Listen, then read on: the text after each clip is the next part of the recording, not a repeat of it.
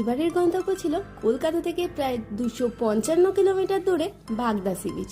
7 ঘন্টার জার্নি। সকাল 11টার সময় জার্নি শুরু করে আমরা ওখানে গিয়ে পৌঁছালাম সন্ধ্যে 6টার সময়।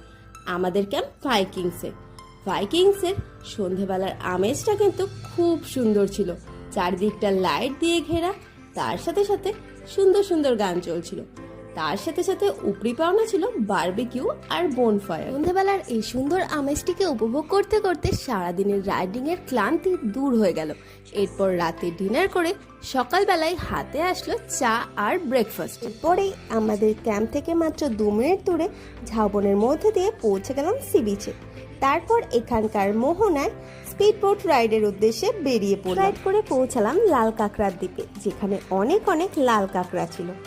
তারপর ক্যাম্পে এসে লাঞ্চ করে আবার রওনা দিলাম কলকাতার উদ্দেশ্যে।